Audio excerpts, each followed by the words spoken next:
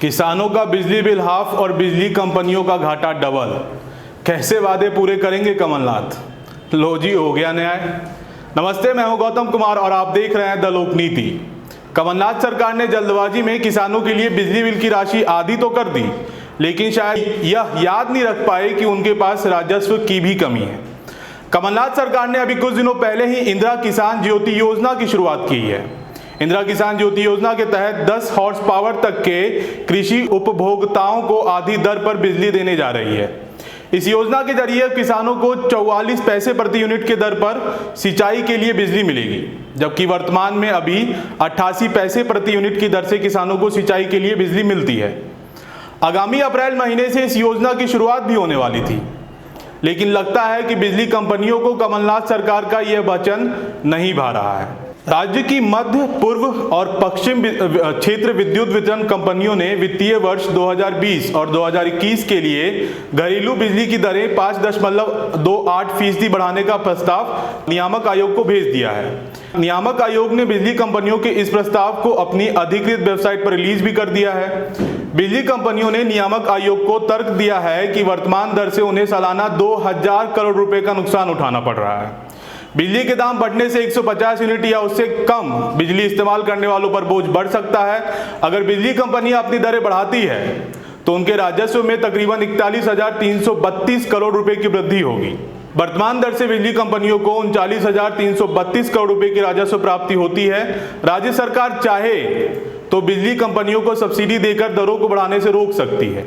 नियामक आयोग बिजली कंपनियों का प्रस्ताव स्वीकार करता है तो बढ़ी दरों का सबसे ज्यादा बोझ घरेलू उपभोक्ताओं और किसानों पर पड़ेगा। ऐसे में सरकार अपने बिजली बिल हाफ करने के वादे को कैसे निभा पाएगी, क्योंकि राजस्व न होने की बात मध्य प्रदेश सरकार कई बार कह चुकी है। वर्तमान में इंदिरा गृह ज्योति योजना के तहत 100 यूनिट बिजली खपत करने वालों का बिल 100 रुपये आता है। वहीं 150 यूनिट बिजली खपत करने वालों का शेष 50 यूनिट पर समान दर से करीब 350 रुपये का बिल आता है।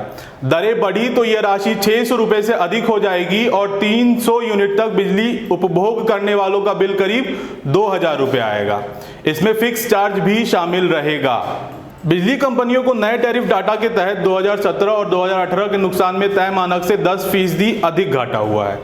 जबलपुर स्थित पूर्व क्षेत्र कंपनी का अधिकतम घाटा लगभग 17 और भोपाल स्थित मध्य क्षेत्र विद्युत वितरण कंपनी का अधिकतम घाटा लगभग 18% तय किया गया था, लेकिन पूर्व क्षेत्र में 27.05% और मध्य क्षेत्र में 37.51% घाटा दर्ज किया गया है।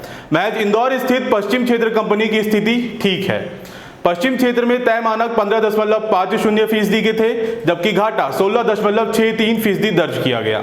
फिलहाल तो ऐसा दिख रहा है कि ऊर्जा मंत्री प्रियव्रत सिंह और कांग्रेस सरकार के पास ऐसी कोई योजना नहीं है जिससे वे बिजली कंपनियों को घाटे से उबार सके, क्योंकि एक साल बीत जाने के बाद भी अब तक सारे घपले घोटालों का ठिकरा सिर्फ भाजपा पर ही फोड़ा जा रहा है। इस मुद्दे पर भी ऊर्जा मंत्री प्रियव्रत सिंह ने उम्मीद के अनुसार यही कहा कि पिछले 15 सालों में भाजपा सरकार के समय बिजली सेक्टर में बहुत गड़बड़ियां हुई हैं, जिसके कारण नुकसान बढ़ता गया।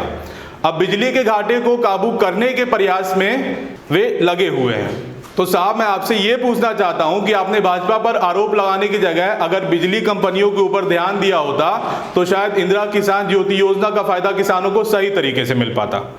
बहरहाल देखना यह है कि बिजली कंपनियों के इस घाटे की भरपाई कौन करेगा, सरकार या फिर आम आदमी। आज के अंक के लिए बस इतना ही। मुझे दीजिए इजाजत, फिर हाजिर होऊंगा ऐसी किसी खबर के साथ। नमस्कार।